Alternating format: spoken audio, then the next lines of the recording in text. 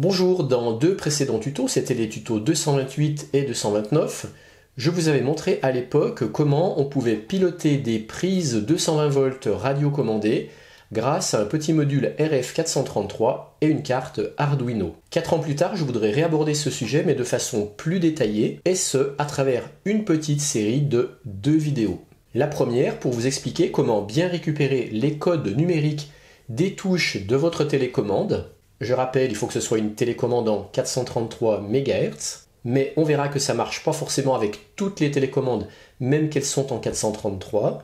Et la seconde vidéo pour vous montrer comment rentrer ces mêmes codes numériques dans une carte Arduino pour piloter ces prises 220 volts, sans bien sûr se servir de la télécommande qui va avec. À l'issue de ces 2 vidéos, voici ce que vous serez capable de refaire.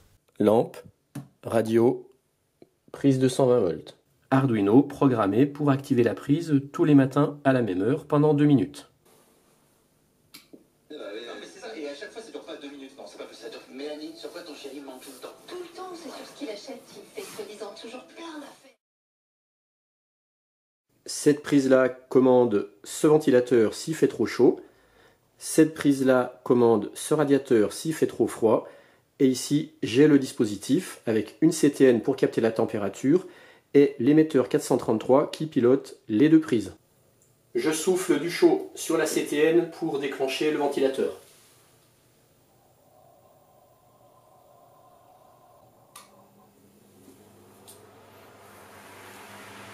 Ça marche.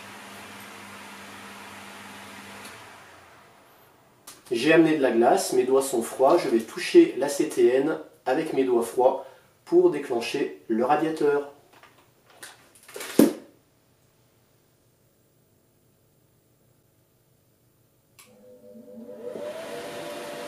Et voilà.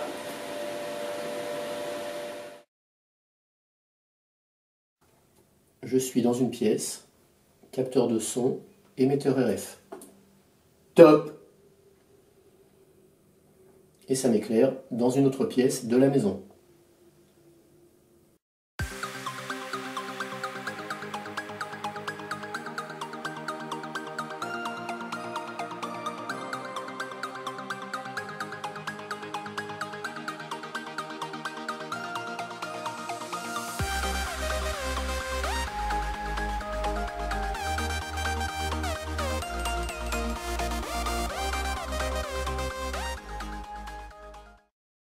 Dans cette première vidéo, je vous explique comment faire pour récupérer les codes numériques des touches de notre télécommande 433 MHz. Pour faire ça, on va avoir besoin d'une carte Arduino Uno, un récepteur RF 433 MHz, un ordinateur qui sera relié à la carte Arduino et un kit de prise télécommandée en 433 MHz. Petit rappel pour ceux qui ne connaîtraient pas, c'est un kit télécommande prise 220 qui permet de piloter à distance des prises 220 grâce à une télécommande. Par exemple, sur cette télécommande-là, on peut appairer jusqu'à 4 prises comme ça. Comment ça marche? C'est très simple. On vient brancher la prise télécommandée sur une prise secteur.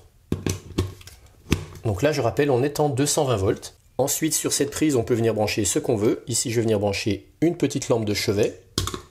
Et ensuite, il suffit de venir appuyer sur la bonne touche. Je rappelle, on peut piloter 4 prises.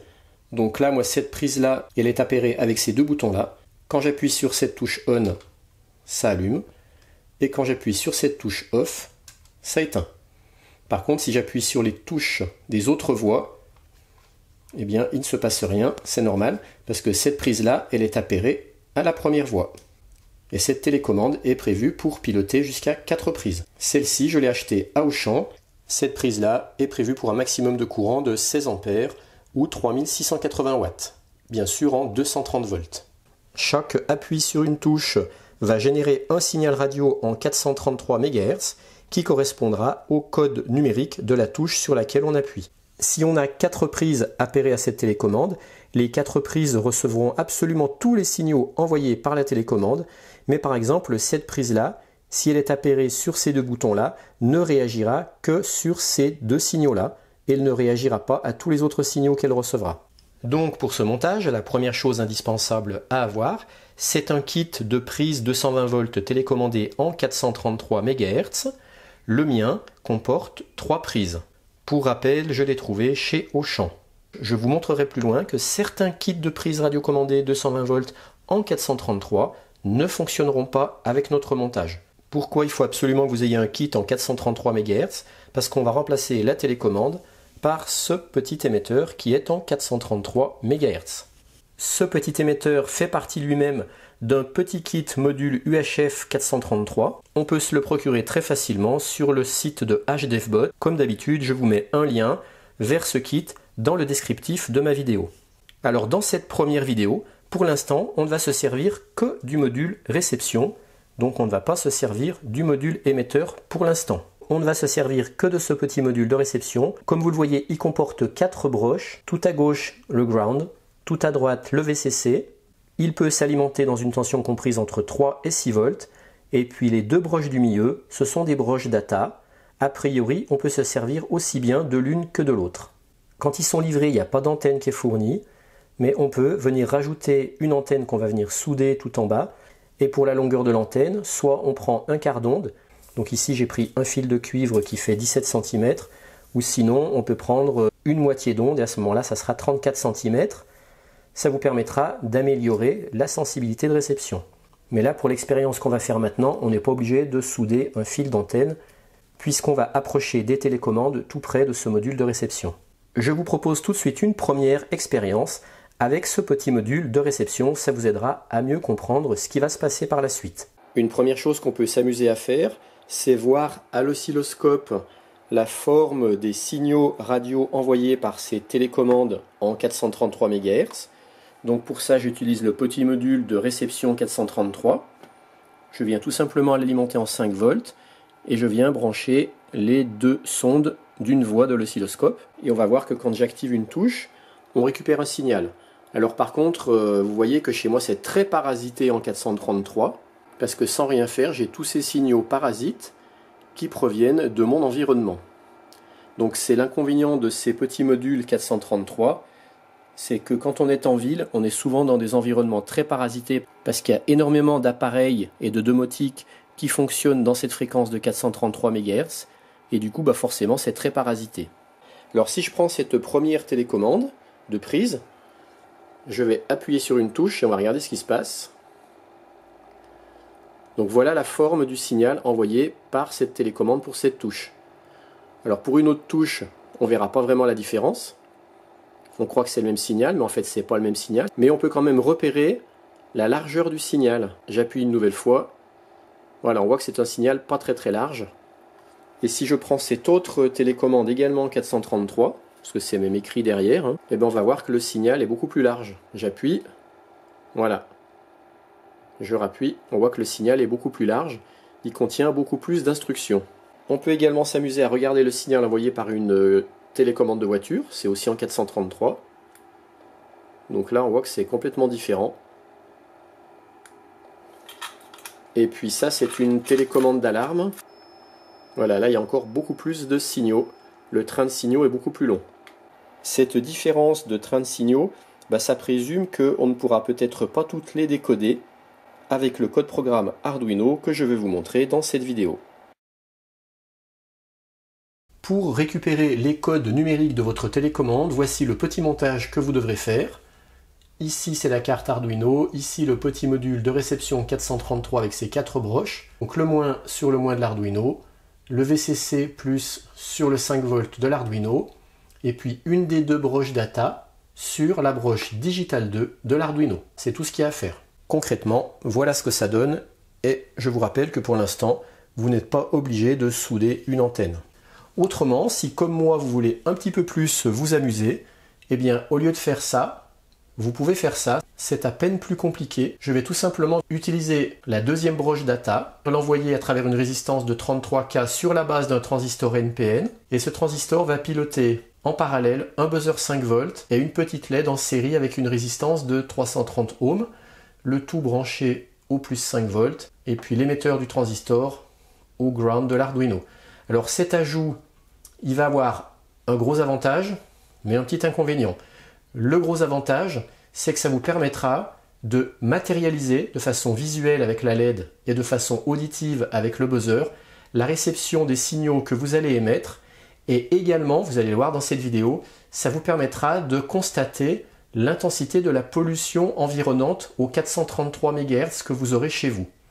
Alors l'inconvénient, c'est que cet ajout peut parfois gêner la bonne réception du signal sur la broche D2 de l'Arduino. Donc si vous avez envie de faire comme moi, de rajouter ça, et puis que vous vous rendez compte que ça vous gênera dans la réception des codes des touches de votre télécommande, eh bien vous aurez simplement qu'à venir débrancher le 5 volts qui alimente tout ça, ce qui fait que ça neutralisera toute cette partie-là et vous ne serez pas gêné pour recevoir le signal sur la broche D2, si toutefois c'était ça qui gênait le signal. Concrètement, voilà ce que ça donne. Ici le basique, ici celui pour le fun. Moi pour la suite de cette vidéo, je vais utiliser celui-là. Maintenant on va relier la carte Arduino à un PC.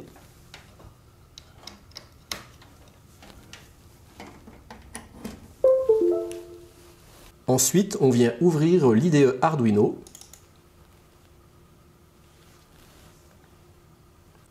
Et on va tout de suite vérifier que la bibliothèque RC Switch est installée. Donc pour ça, on va dans Fichier, Exemple. Et là-dedans, vous regardez si vous avez une bibliothèque qui s'appelle RC Switch. Voilà, pour moi, elle y est, elle est là. Donc si vous l'avez, pas de souci, vous passerez directement à l'étape suivante. Si vous ne l'avez pas, vous devrez l'installer. Pour l'installer, c'est très simple. On va dans Outils, Gérer les bibliothèques, on clique. Ça nous ouvre une fenêtre gestionnaire de bibliothèques. Dans la zone de recherche, ici, on vient taper RC Switch. Alors attention, sans mettre le tiret, RC Switch. Et normalement, elle vous apparaît ici. Et là, vous avez le bouton Installer. Donc vous cliquez sur Installer et ça vous l'installe. Maintenant qu'elle est installée, vous retournez dans Fichier, Exemple. On va aller la chercher, RC Switch. Et là, vous choisissez le code programme qui s'appelle Receive Demo Advance. Vous n'avez rien à changer dans ce code programme. Il est déjà tout bon. Vous n'avez plus qu'à le téléverser sur votre carte Arduino. Alors avant, pensez bien à faire Outils, vérifier le port COM, que votre carte Arduino elle est bien reconnue. Moi c'est le cas. Donc une fois que c'est bon, eh bien vous n'avez plus qu'à faire téléverser. Si comme moi vous utilisez le montage avec le buzzer et la LED, eh bien, dès que vous allez télécharger le code programme sur votre Arduino, vous allez tout de suite entendre l'éventuelle pollution au 433 dans votre environnement. Et parfois il y a même certains signaux qu'on entend très bien. Par exemple celui-là. Ces signaux de pollution, eh bien, ils peuvent tout simplement provenir de stations météo de vos voisins ou même de chez vous, certaines radiocommandes, de la domotique, des ouvertures de portail et ainsi de suite. Donc je rappelle, ce montage avec le buzzer et la LED, c'est pour le fun. Ça permettra de matérialiser à la fois la pollution au 433 dans votre environnement, mais également quand on viendra appuyer sur les touches, écoutez bien, voilà, là on les entend tout de suite. Et on peut également les voir avec la LED. Donc si on n'avait pas du tout de pollution au 433, la LED rouge elle serait complètement éteinte. J'avais fait une expérience en campagne, eh bien on n'entendait ni les sifflements du buzzer et ni la LED était allumée. Donc ça, ce sifflement strident qu'on entend en permanence, c'est les signaux qu'on voyait très bien à l'oscilloscope, c'est la pollution. Mais par contre, cet ajout a l'avantage de matérialiser les signaux qu'on enverra avec une télécommande. Mine de rien, grâce à ça, on est sûr que notre montage marche et que notre télécommande, elle marche bien également. Allez, maintenant il est temps de passer à la dernière étape, voir comment faire pour récupérer les codes numériques des télécommandes. Maintenant, on va ouvrir le moniteur série, donc par ici, par exemple. Voilà, je vais le décaler sur cet écran. Et c'est là qu'on va tout de suite savoir si la télécommande qu'on utilise elle est compatible ou pas avec le petit récepteur RF433, puisque c'est ici que vont s'afficher les codes numériques des touches qu'on va manipuler. Je vais déjà commencer par prendre cette première télécommande qui est bien spécifiée qu'elle est en 433,92 MHz. Donc là, je vais rebrancher le petit buzzer, donc ça va faire un petit peu de bruit.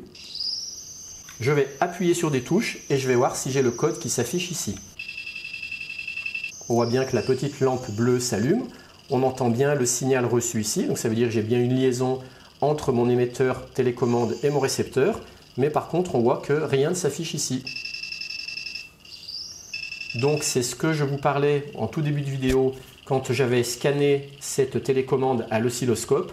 On voyait que le train de signal était beaucoup plus long que le train de signaux émis par cette télécommande. Donc du coup, celle-là, je pense qu'elle ne marche pas. J'ai pourtant testé toutes les positions derrière. Il y a 4 positions. Vous voyez, si j'en teste une autre, ça ne marche pas non plus. Si j'enlève le buzzer, au cas où ça serait ça qui empêche la réception, ça ne marche pas non plus.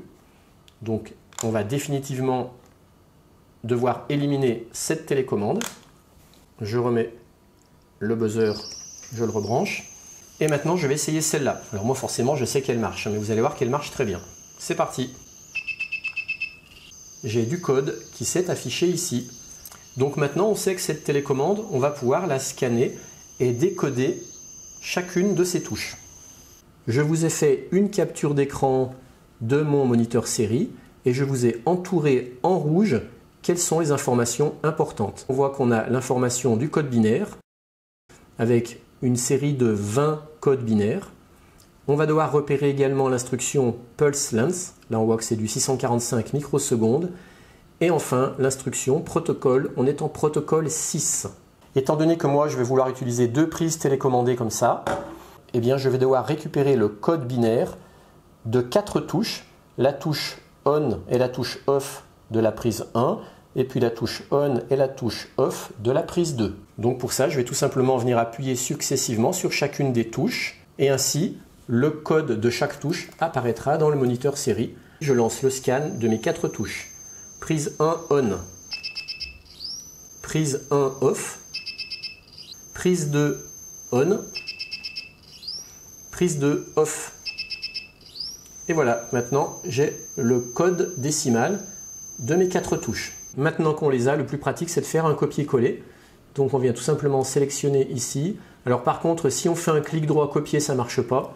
Donc il faut faire CTRL-C.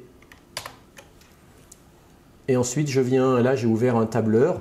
Je viens ici et je fais soit clic droit coller, ça devrait marcher. Ah non, ça ne marche pas. Alors justement là ça ne marche pas parce que le piège, c'est que vous voyez, il met une numérotation qui ne va pas. Parce que normalement ça se finit par 1, 0, 0, 0, 1. Et lui il me le termine tout avec des zéros. Il faut que je change le format de la cellule. Je vais essayer de passer en texte, voir si ça marche. Et là je fais par exemple un CTRL-V. Voilà, là ça marche. J'ai bien tous mes caractères, c'est bon. Donc là je peux venir marquer prise 1, on. Donc là je vais tout de suite mettre mes 4 cellules en format de cellule texte pour être sûr qu'il me recopie comme il faut. Et ensuite je continue, CTRL-C, coller. Et là c'est prise 1 off.